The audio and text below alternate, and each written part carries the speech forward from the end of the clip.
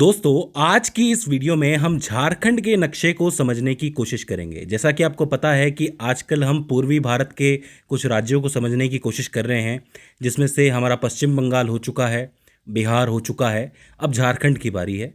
इसके बाद उड़ीसा और साथ ही छत्तीसगढ़ को भी देखेंगे हम लोग। दोस्तों, झारखंड को जंगलों की धरती के नाम से भी जाना जाता है, यानी कि एक ऐसी धरती, एक ऐसा खंड जहाँ पे जंगल है, वनस्पति है, बहुत सारे जानवर जहाँ रहते हैं और साथ ही प्राकृतिक संपदा भी यहाँ पे बहुत ज़्यादा पाई जाती है, यानी कि प्राकृतिक संसाधन यहाँ पे बहुत ज़्यादा पाए जाते हैं, जैसे कि कोयला। अब आपको पता है कि झारखंड कोयले के मामले में बहुत ज़्यादा आगे है, क्योंकि यहाँ पे कोयला बहुत ज़्यादा पाया जाता है और इसी वजह से भारत का औद्योगिक क्षेत्र झारखंड पे बहुत ज़्यादा डिपेंड करता है, निर्भर करता है। ऐतिहासिक रूप से देखा जाए तो झारखंड पहले बिहार का ही पार्ट हुआ करता था, लेकिन 15 नवंबर 2000 को इसको एक अलग राज्य के रूप में स्थापित किया गया। वो थोड़े से कॉन्फ्लिक्ट्स हो गए थे, आंदोलन हो गए थे, इसीलिए झारखंड को अलग कर दिया गया था।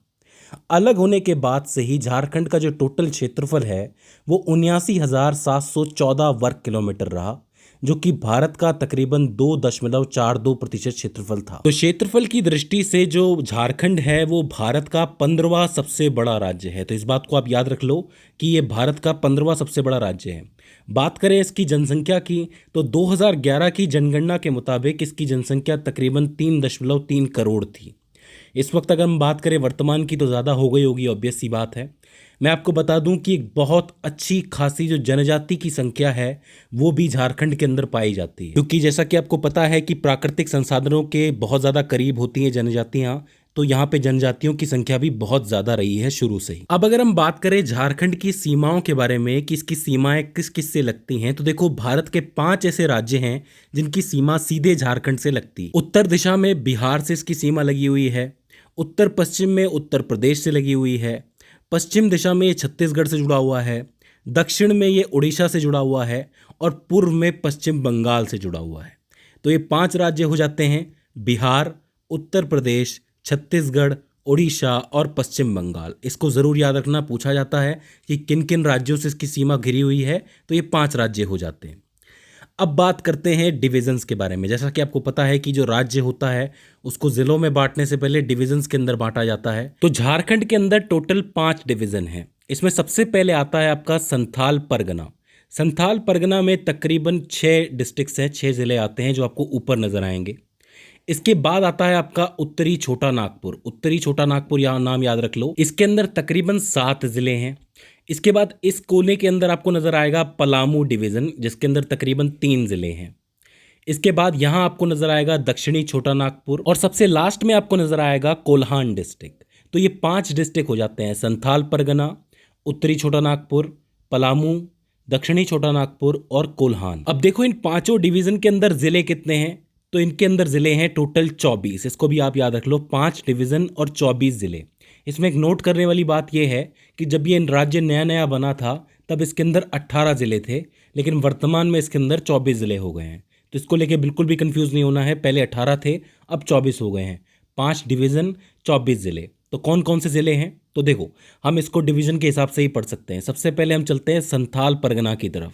संथाल परगना में आपको जो सबसे ऊपर डिस्ट्रिक्ट नजर आएगा वो है साहिबगंज, सबसे ऊपर आपको नजर आएगा।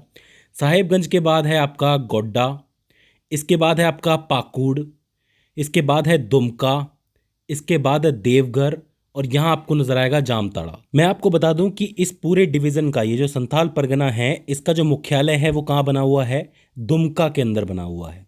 और ये जो दुमका है ये उप राजधानी भी है पूरे झारखंड की। जैसे राजधानी क्या है झारखंड की, रांची है, जो उप राजधानी है वो क्या है, दुमका है। और दुमका के अंदर ही मुख्यालय बना हुआ है किसका, पूरे संथाल परगना डिस्ट्रिक्ट का। इसको याद रख लो ठीक तरीके से। तो संथाल परगना के 6 डिस्ट्रिक्ट्स हो जाते हैं। इसके बाद हम चलते हैं उत्तरी छोटा नागपुर। उत्तरी छोटा नागपुर के अंदर बहुत ज़्यादा जिले हैं, 7 जिले हैं तकरीबन, इसको आपको याद रखना है। सबसे पहले आता है आपका चतरा, यहाँ पे आपको चतरा नजर आएगा। चतरा के बाद आपका आता है हजारीबाग, कोडरमा, गिरिडीह, रामगढ़, बोकारो और धनबाद। धनबाद काफ़ी इंपॉर्टेंट जगह है, यहाँ पे काफ़ी सारा कोयला एक ज़माने में पाया जाता था, आज भी बहुत सारी माइंस हैं यहाँ पे। तो ये काफ़ी ज़रूरी हो जाता है औद्योगिक क्षेत्र के हिसाब से धनबाद, इसको आपको ज़रूर याद रखना है। इस पूरे उत्तरी छोटा नागपुर का जो मुख्यालय है वो कहाँ बना हुआ है, हजारीबाग के अंदर बना हुआ है, इसको भी आपको याद रखना है।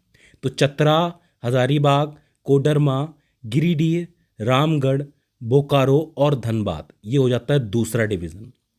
तीसरे में हम चलते हैं पलामू डिवीज़न की तरफ। पलामू डिवीज़न यहाँ पे आपको कोने में नज़र आएगा। इसमें सिर्फ 3 ही ज़िले हैं, एक है पलामू ज़िला, एक है गढ़वा और एक है लातेहार। ये जो गढ़वा है इसकी सीमा किससे लगती है? उत्तर प्रदेश से लगती है, तो इसको भी आपको याद रखना है। गढ़वा की सीमा जो है उत्तर प्रदेश से लगती है। इसका जो मुख्यालय बना हुआ है पलामू डिवीज़न का, वो कहाँ है?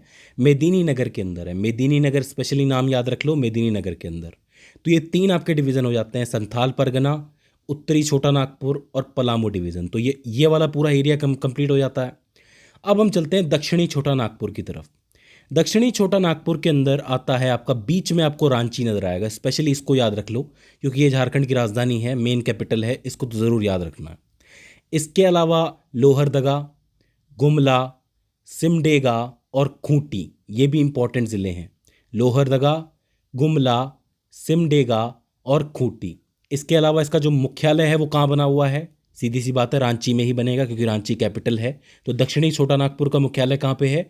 रांची के अंदर बना हुआ है। और आखिर में हम लोग बात करते हैं कोल्हान डिवीज़न के बारे में। कोल्हान डिवीज़न जो है काफ़ी इंपॉर्टेंट है क्योंकि इसके अंदर एक बड़ा ज़िला पाया जाता है जिसके 2 टुकड़े हुए थे, जिसका नाम है सिंहभूम। सिंहभूम एक तो पूर्वी सिंहभूम है और एक पश्चिमी सिंहभूम है। पहले ये एक ही हुआ करता था लेकिन अब ये टूट चुका है। इसके अलावा एक ज़िला और है जिसका नाम है सरायकेला खारसावा। ये नाम हो सकता है कि आपको थोड़ा लंबा लगे लेकिन आप बार बार याद करोगे तो ज़रूर हो जाएगा, सरायकेला खारसावा। तो ये 3 डिस्ट्रिक्ट्स हो जाते हैं, एक है पूर्वी सिंहभूम, एक है पश्चिमी सिंहभूम और एक है सरायकेला खारसावा। अच्छा, इसका मुख्यालय कहाँ पे बना हुआ है? चाईबासा के अंदर बना हुआ है। कोल्हान का जो मुख्यालय है वो चाईबासा के अंदर बना हुआ है। तो ये हो जाते हैं आपके 5 डिवीज़न और 24 ज़िले। अब देखो, ऐसा बहुत बार होता है कि कभी हम दूसरे राज्य के डिस्ट्रिक्ट्स के बारे में पढ़ते हैं तो हमें नाम याद नहीं रहते, जैसे ज़िलों के नाम जो है कन्फ्यूजिंग हो जाते हैं। तो इसका सही तरीका यही है कि आप एक खाली मैप लें और बार बार उसको भरने की कोशिश करें। मुझे लगता है कि झारखंड के मैप को याद रखना इसलिए आसान है क्योंकि इसके अंदर सिर्फ 5 ही डिवीज़न है, तो आप इजीली याद रख लोगे। और उसके अंदर भी अगर आप पलामू को देखोगे और कोल्हान को देखोगे तो उसमें तो 3-3 ज़िले ही हैं, तो वो तो ईजिली याद हो जाएंगे। तो दोस्तों, मुझे उम्मीद है कि आपको डिस्ट्रिक्ट मैप समझ में आ गया होगा। मेरी कोशिश है कि मैं झारखंड के ऊपर एक पूरा केस स्टडी का वीडियो लेके आऊँ क्योंकि इसके ऊपर बात करने के लिए बहुत कुछ है, क्योंकि इन ज़िलों के अंदर स्पेशली नदियाँ हैं, साथ ही जलवायु, खनिज, वनस्पति, ऐसी बहुत सारी चीज़ें हैं जो इसके बारे में आपको जानना ज़रूरी है। तो मैं स्पेशली अलग से वीडियो में ज़रूर लेके आऊँगा। फिलहाल आपको झारखंड का मैप आपको इस तरीके से याद रखना है। तो दोस्तों, मुझे उम्मीद है कि ये वीडियो आपके लिए हेल्पफुल साबित रही होगी। अगर इसके बाद भी इसके अंदर आपको कोई क्वेरी आती है, कोई दिक्कत आती है, तो आप हमें कमेंट सेक्शन में बता सकते हैं। तो दोस्तों, आज की इस वीडियो के अंदर बस इतना ही। See you in the next one.